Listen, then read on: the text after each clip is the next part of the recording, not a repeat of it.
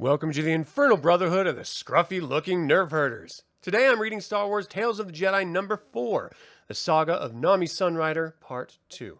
I'd like to take a moment and invite you to subscribe to this channel and ring that damn bell. In the months since Nomi Sunrider became the apprentice of Master Thon, the great Jedi has ignored her. Nami ponders Thon's strange behavior, while her daughter Vima plays with mischievous creatures that inhabit the wild terrain around Thon's compound. Look, Mama, the Neeks are dancing. Gritty.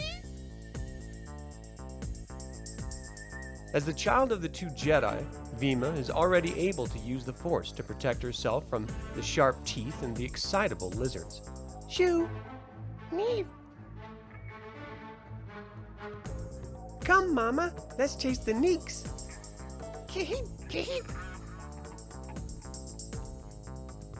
She's running toward the lake. Os Willem said the dark side dwells there, kept prisoner by Master Thon's power. Vima, let them go. Stay with Mama.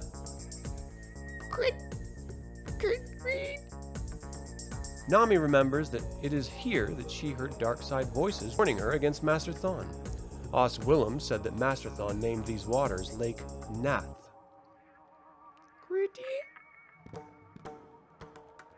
Vima!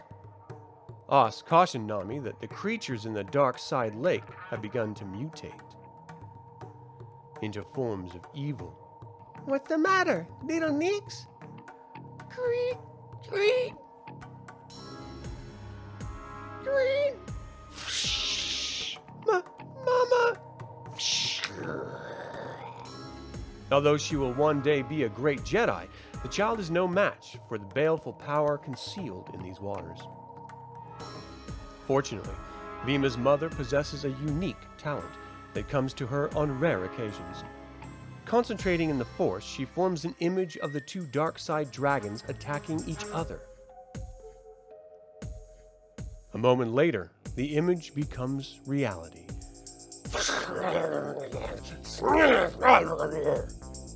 Vima, never go near this lake.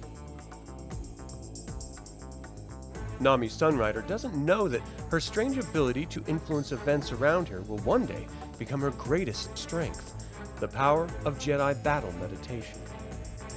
Why didn't that work when Andur was being murdered? I tried, but everything happened so fast. What am I doing on this savage world? Who is this beast who calls himself a Jedi Master and claims to keep the dark side prisoner? Voices suddenly pierce her thoughts like dark lightning. The end has begun for you, Nomi Sunrider. The demon Thon will destroy you. Like your husband, you are going to die. Recognizing the power of the dark side, Nami retreats from the malevolent waters. But she is overwhelmed with confusion as she hastens back to Master Thon's desolate compound.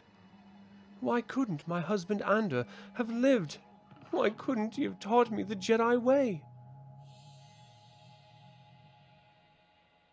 Andur was a true Jedi and a man of great strength and feeling. There was real love in our house. Yet, even with him, I knew times of great loneliness. He was a Jedi Knight. A Jedi can never hesitate to respond to the call of duty. How many times did I watch him leave? How many times was I left alone? Andur would be away for months, traveling to distant stars, to the ends of the galaxy, doing the bidding of his teacher, Master Chama. Each time he left, I was afraid he would never come back. I was afraid he would die in battle. And then, when his work was done, he would always return to us. Always. Each time he came home, I put loneliness away, and fear vanished. Nothing could happen to Andur as long as we were together. Little could I know that when the day I dreaded finally came, I would be at my husband's side, and I would witness his death. Is Daddy coming back, Mama? I wish it was true, Vima. I don't think we'll be seeing him again, my baby. I don't think he can even hear us. Master Thon knows that pain and sadness still pierce the heart of his new apprentice. That is why he has left her alone for so many months. He also knows that greater events are taking shape in other parts of the galaxy. Events which will call Nomi Sunrider and others into momentous struggles between light and darkness. My apprentice will become a very great Jedi. A Jedi who will be remembered for her deeds of bravery as long as the Jedi Knights survive. Her training must begin. Thon's world, Ambria, is the heart of the Stenness node, a group of mining systems on the galactic frontier. The native populations of the three systems include 25 humanoid races, collectively called Nesses by the rest of the galaxy. The Nesses themselves operate the mines and conduct sharp trades with Outworlders. The miners transport their precious ores to the Stennis hyperspace terminal, aboard space-going cargo runners made from the carapaces of the Colossus wasps of Ithul. The exoskeletal remains of the giant insects are cleaned and scraped, an interior framework is added, complete with navigation electronics, hydraulics, and decks. Sublight and hyperspace drive systems are mounted outside the thick-plated hulls together with defensive weaponry. There is no other cargo ship like it in the entire galaxy. Unfortunately for the Nesses, enterprising pirates have developed marauder craft configured to penetrate the thick sheathing of the Ithul ore haulers. Or pirates, Captain Gruna! They're attacking the hull! Where's our escort? I paid the Hutt a fortune to protect us from these scum. Hutt ganglord named Great Boga rules the underworld in this region of space. Boga does not disappoint his client, Captain Gruna. The advanced guard of the Hutt protection team strikes the pirates without warning. Drebo to Enforcer 1, we've got 2 ore suckers on the White Beam run. I'm going after them.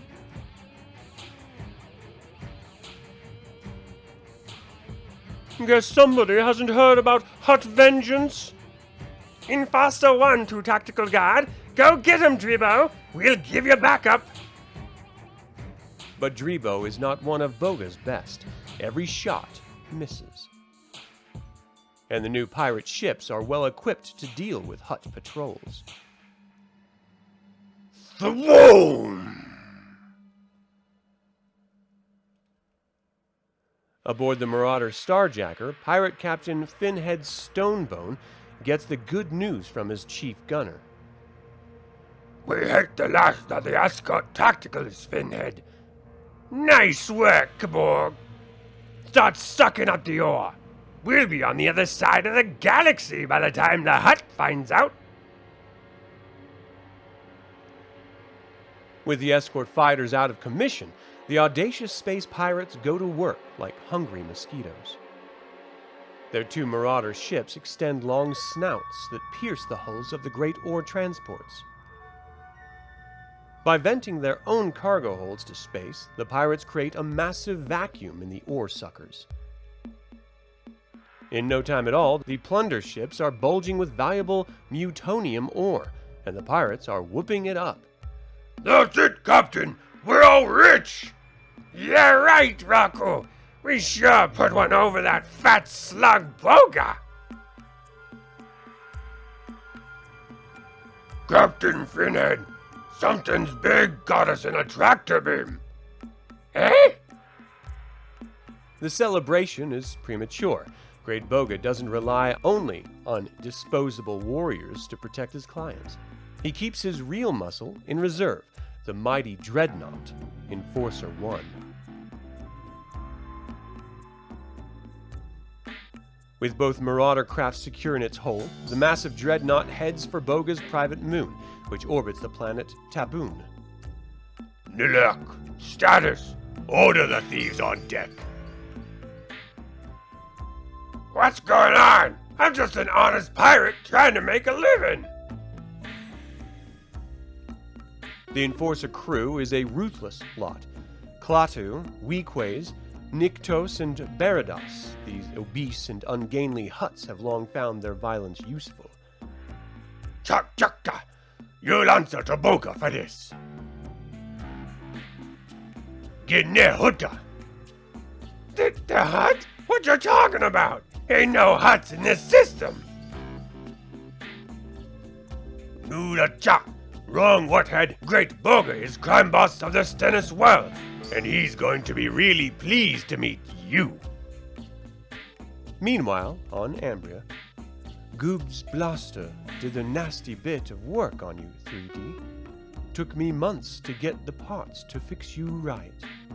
Oswillum, why did Master Thon choose to live here, in this bleak land? Because he wanted to test himself. Arcania is a dark side world, and once Thon drove the dark side energies back into the wilderness, he decided to stay. How long have you known Master Thon? Is he really as wise as they say he is? He frightens me. Been with him 5 years. Taught me the light sword and the force. Gave me inner strength. Please watch what you're doing, Master Willem. You are millimeters away from my most delicate servos. Thon's the best Jedi Master I have ever met. Fried density emitter. Oh dear, that's fatal, isn't it? You'll be okay. I can bypass the emitter and link directly to the secondary integrator. I have to warn you, Nami. Thon can be scary sometimes. He'll push you to your limits. Well, at least you'll be here. If things get difficult, I'll have somebody to talk to. Oh, didn't you know? I'm going away. That's why the Twi'lek's here, meeting with Master Thon. There's a battle with the dark side going on the other side of the galaxy. If Thon approves, I'll be fighting next to Master Arca and his apprentices. Ulic Qel-Droma and his brother Kay, and the Twi'lek Jedi taught Danita.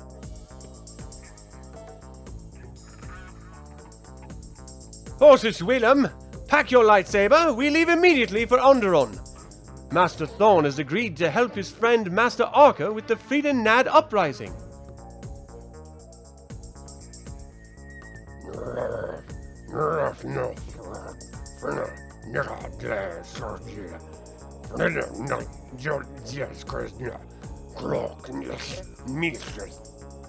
It is time of great testing for all of us. Time to prove the strength of the Jedi. Freedom Nad was a Jedi who was seduced by the power of the Dark Lords of the Sith. Oswillum finishes repairing A3DO. Once again, Jedi Knights go off to war, and Nomi Sunrider and her daughter are left behind. But this time, Nami is not alone. Elsewhere, among the Stennis worlds, the Hutt's mighty dreadnought Enforcer 1 brings Finhead Stonebone and his pirate crew to Great Boga on the Hutt's private moon. Tiwanawanga? Open up. I got prisoners for Boga's pleasure.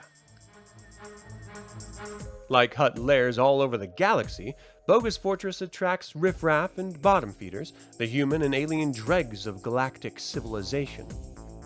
Ensconced on his throne, Great Boga, who ordered the death of Andur Sunrider, is petting his dark side familiar and admonishing his lackeys. What the bother? You promised to bring me those Edigan crystals. Where are they? I'm very disappointed in you, Good. Sorry, boss. I'm still working on it, yet we'll get them for you. I guarantee it. Well, see that you do. I'd hate to lose you to Kiris.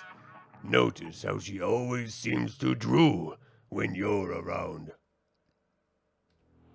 O great and well-proportioned Boga, your enforcer Grimorg has arrived with prisoners. Nichata, show them in.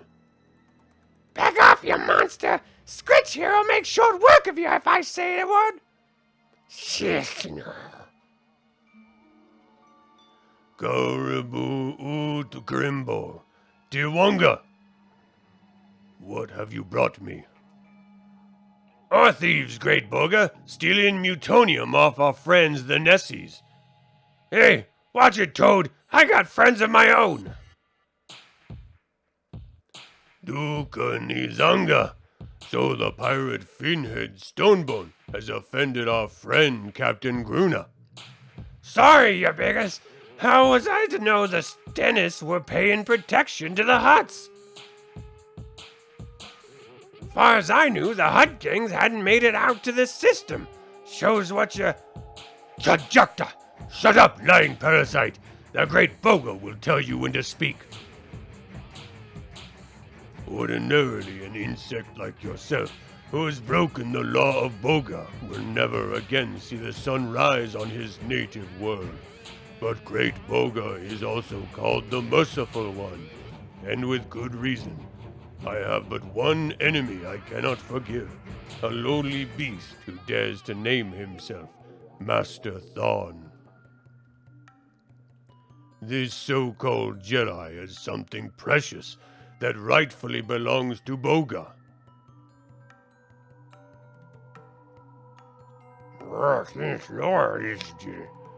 You will use the Dagon crystals to build your first lightsaber.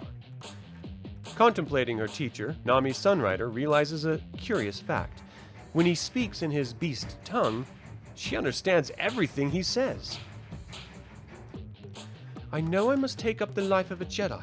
I will do it, but I will never touch a lightsaber again. A lightsaber will only make me remember my husband's death and the terrible vengeance I brought upon those who murdered him. That was not vengeance. That was self-defense. That was justice. You have already shown great natural skill with the lightsaber. You yourself, Master Thon, do not carry a lightsaber. As long as I do not have to use a lightsaber, I will accept your training. We will see. I think it is likely that the lightsaber is your destiny. Come, gather some food and we will go to the hills. I will show you my beautiful world. Bring your daughter. She too is my apprentice. Nami and Vima make ready for a day with Master Thon. Yes, Mineral.